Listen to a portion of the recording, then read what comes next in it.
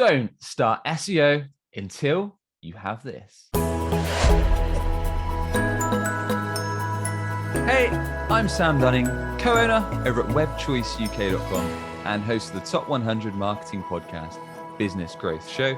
If you haven't yet, check out our weekly email where I'm sharing actionable web and marketing tips, useful podcasts, free guides, bonus goodies, and much, much more each and every Monday to start your week off with a bang. Sign up today over at businessgrowth.email. So I'm going to share a bunch of tips across actionables for your website, off your site, and also the mindset that you should have in place before you kickstart SEO, search engine optimization, as a long-term way to get your business website to the top of Google's organic, non-paid rankings, get that traffic in, get those people to your site, build up your brand reputation, and most importantly, build up your inbound leads and sales revenue. And to be fair, a lot of these tips could apply to paid advertising as well. So with that said, let's jump straight in. So first off, with SEO, you're going to need a long-term mindset. So unlike Google ads or social ads, it's not a quick hit, at least very rarely, unless you're targeting a super niche location or super niche industry where there's not much competition. Typically, you're talking several months, sometimes even longer, depending on how competitive the industry is, to see results. So you need to understand when you're going into SEO that it's a long-term victory. So it's going to take time to perform keyword research, to do work on your website, on your content on your website, to start building out articles and content, distributing them, building backlinks, all these bits and pieces that make up SEO on a monthly basis are over time going to ramp up, build up your authority, your domain authority, build up your organic ranking steadily month by month, as long as the work's being done right. And over time, you're going to get you towards that page one position, the target search terms that you're after. So bear that in mind. It's not a quick hit, at least very rarely. So you've got to go into it, like most things in marketing, with that long-term mindset. And secondly, it's crucial that you've got a solid website that acts as your very best salesperson, because it's live 24/7, that's going to convert all this traffic that you're driving long-term from SEO into a steady flow of organic, qualified sales leads. So things like making sure that your website loads super quick in under 2 seconds, has a professional design that appeals to target customers, works smoothly on mobile, on tablet and PC, has super clear messaging. So in terms of your homepage headline, exactly what you do, how it helps people, and then guiding people with clear call to action to take that next step, whether it's to learn more about your services, whether it's to book a strategy call, set up a demo, or even purchase directly. Making sure that your website is super quick, super clear in terms of that messaging. It's backing up its claims, so it's leveraging social proof with things like testimonials, reviews, case studies, video reviews, all that good stuff. And making sure it's really easy to navigate with clear menu navigation. So it's got a great user experience on both mobile and PC, and making sure it's got key pages, which again is going to help with your SEO. So you've got clear, informative pages for all the main services or products that you offer. And again, making sure those are as detailed, as comprehensive, as actionable in terms of the tips they have as possible. Leveraging questions and answers. So making sure, again, when I talk about making your website your best sales rep, just like a great sales professional does, you understand what common objections are from prospects and you're leveraging those. So on your information pages, you can talk about common issues people come to you with, how you tackle those, if they're common objections, again, how you address those, and then backing it up with social proof, with customer testimonials, reviews, all that good stuff. If you can educate people on your website using things like blog articles, having a podcast section, perhaps a resource section that leverages podcasts, articles, useful videos, guides. So essentially, you're tackling all bases with your site. You're making it crystal clear on the value that you provide. You're backing up your claims, and then you're making it super, super easy for all your visitors, your hard-earned traffic, to easily speak to your sales team and take that next step so your SEO doesn't go to waste. And next up at number 3 is thinking about your keywords that you're targeting. So this is more as to when you actually start the SEO, but a very vital point. So making sure that you're targeting search terms that have both high buying intent and also ones for people that are perhaps higher up in the sales funnel, not yet ready to speak to sales. So if we start with high buying intent, so what I mean by this is someone's typing it on Google because they want to speak to a sales rep or they want to buy right now. So examples of this might be if you're looking for a sales trainer, best sales training company, sales training company in geographical location, so your town or your city. Those kind of keywords, someone's probably typing it in because they need the service right here, right now. An example at Web Choice is we're page 1 right now in the UK and a bunch of other countries. If you type in web development company, we come up top, organic page 1 listings. That gives us a bunch of traffic and high buying intent inquiries. And we're also page 1 for a bunch of SEO and web terms. So making sure you're leveraging those keywords that people are actually going to type in because they need your service right here, right now. And also thinking about search terms for people higher up in the sales funnel that are perhaps more at the consideration or early education stages. So perhaps they're looking up things like how to find the best sales trainer, or what to consider when looking for sales training.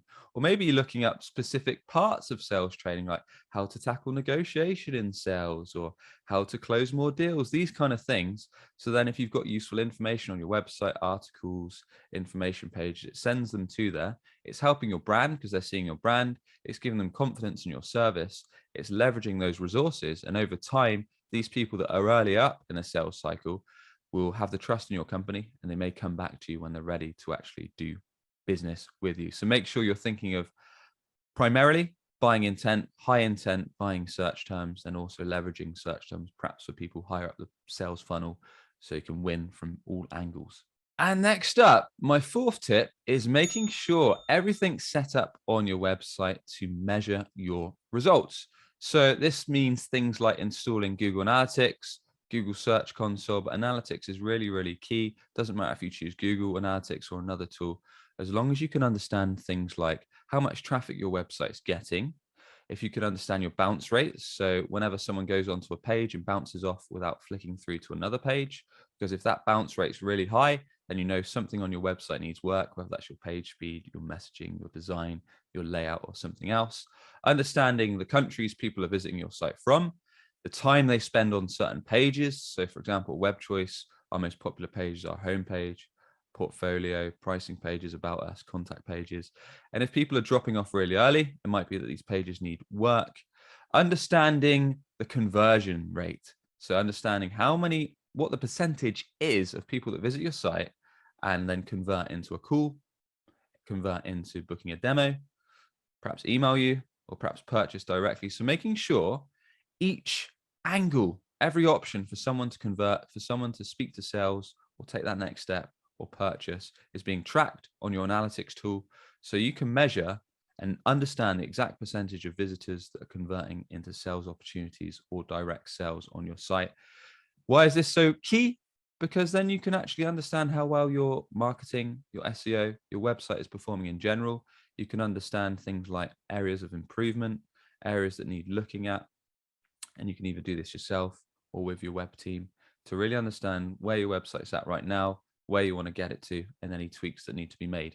Tip number 5 is the willingness to collaborate. So if you're planning on doing SEO yourself, then feel free to skip forward to the next tip.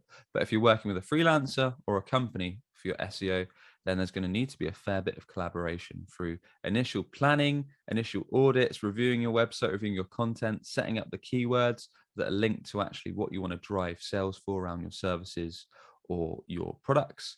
And then looking at the website from a content view, you might need to change some content, add some pages, add some information. Technical view, you might need to look at your website page speed. You might need to make some updates to things like your metadata, meta titles, description that's shown on the search engine when people do a search, your heading tags, your title tags, image alt tags. You might need to do various bits and pieces across the site to make sure it's optimal in terms of its content, its technical build, to get best bang for buck in terms of your on-site SEO. And then off-site SEO, you might be working with a company to create your content that they might need you to check each month and approve. They might need you to approve the backlinks. They might have other suggestions on or off your website. So making sure you can be responsive and that you understand that the company is going to be typically working for your best interests to get you these ranking gains, to get you that traffic, and to get you those sales opportunities flowing through organic SEO, and understanding that it's going to be a collaborative effort. So you're going to have to be responsive and understand that this is part of the game. Tip number 6 is, as much as I hate to say it, SEO is not the be all end all. What do I mean by that? Well, SEO should always be part of a mixed multi-channel marketing strategy. So for example, At Web Choice, we've got a bunch of ways that we drive inbound. So SEO is our number one, organic SEO, our number one source for inbound. Then we've got paid ads and review sites and sponsored ads. Then we've got LinkedIn organic, so the organic content that I put on LinkedIn each and every day. We've got this podcast. We've got the email list, so emails I send every Monday. And then we've got referrals and a few other smaller channels under that. So 6, 7 or so different ways, different streams that most of them will direct to our website of ways that prospects can find us for us to drive inbound sales leads our way. So diversifying the way that people can find you is really key. So SEO is great for driving that organic traffic, building your brand and getting inquiries that way. But you should also consider perhaps paid ads, perhaps looking at social channel that your audience hang out on. So if you're B2B selling, then LinkedIn's going to be a great one. And then considering other channels, whether that is a podcast, putting videos on YouTube, creating articles on your website. So making sure if one channel does take a hit and goes down, you've got several other channels that kick into play. So you can have a steady stream of traffic to your website. You're still building your brand and you've still got inquiries, sales opportunities coming in. So your business doesn't collapse if one of them takes a hit. And my 7th and final tip before you get started and invest in an SEO strategy is making sure you've got a solid speed to lead process. So what I mean by this is if a lead comes in your website, if someone books a call, if someone emails you, if someone fills out a form, you yourself, if you run the company or your sales team, have got a quick, efficient process to get onto those leads. Take the next step, whether that is a discovery call, a sales call, a meeting, a demonstration, whatever it may be, you've got a slick process to handle those swiftly. So within a few minutes, or at least within an hour or so of them coming in.